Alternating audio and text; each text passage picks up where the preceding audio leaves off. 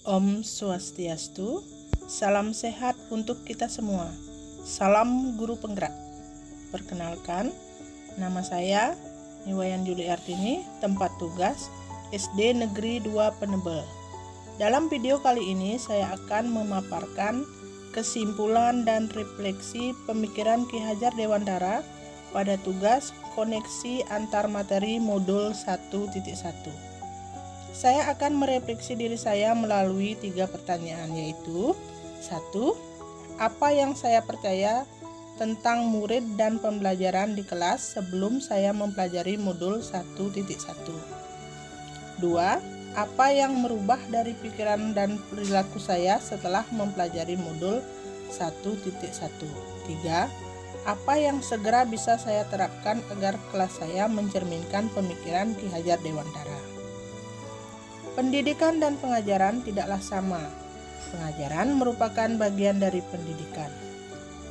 Pendidikan pada hakikatnya adalah tuntunan atau memberi tuntunan terhadap segala kekuatan kodrat yang dimiliki anak agar ia mencapai keselamatan dan kebahagiaan setinggi-tingginya, baik sebagai manusia maupun anggota masyarakat.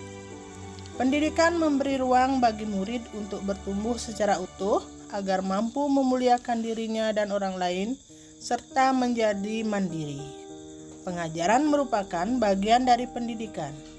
Pengajaran adalah proses pendidikan dalam memberi ilmu untuk kecakapan hidup lahir dan batin.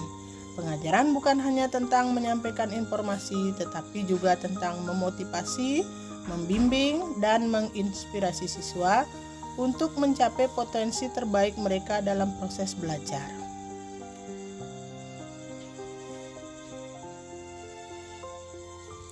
Sebelum mempelajari modul 1.1 tentang pemikiran Ki Hajar Dewantara, pembelajaran yang saya lakukan hanya sebatas transfer materi saja. Saya lebih mengutamakan ketuntasan penyampaian materi pelajaran daripada karakteristik siswa.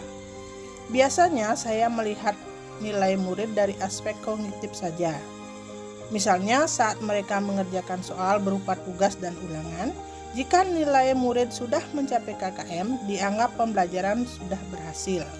Selain itu, saya menganggap bahwa murid hanya sebagai objek pembelajaran, di mana pembelajarannya masih berpusat pada guru dan pembelajaran kurang menyenangkan.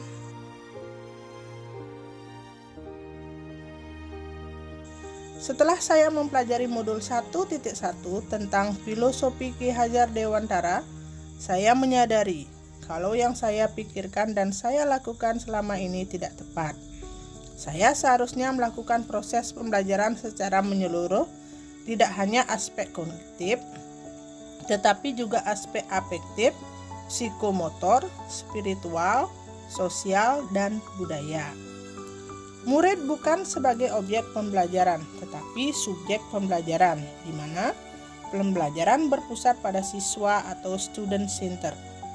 Murid mempunyai kebebasan mengeluarkan pendapat, bebas berekspresi, dan bebas berkreasi sesuai dengan model pembelajaran dan media yang tepat. Guru hanya sebagai fasilitator. Guru pun harus ikhlas, penuh kesabaran dengan segala ketulusan hati. Selain itu, saya harus mengetahui dan mempelajari karakteristik, minat, dan bakat peserta didik, karena setiap anak dilahirkan unik dengan kelebihan dan kekurangannya masing-masing. Saya harus menghargai karakter murid, berikan kesempatan peserta didik untuk tumbuh sesuai dengan kodratnya. Yang dapat segera saya terapkan dalam pembelajaran di kelas antara lain, merancang pembelajaran yang interaktif dan menyenangkan dengan berpusat pada peserta didik. Berikutnya saya akan menerapkan pembelajaran abad 21 yang sesuai dengan pemikiran Ki Hajar Dewantara, yaitu berpikir kritis, kreatif, komunikasi, dan kolaborasi, dengan berpegang pada konsep memerdekakan anak. Pembelajaran tidak lagi menuntut, tetapi menuntun, karena tugas guru adalah memberi tuntunan atau arahan yang baik kepada peserta didik. Selanjutnya, saya harus mengenali karakteristik minat, bakat, dan gaya belajar peserta didik dengan menjalin komunikasi yang baik. Semoga video ini menginspirasi bagi Bapak Ibu pejuang pendidikan. Terima kasih. Om Santi Santi Santi Om.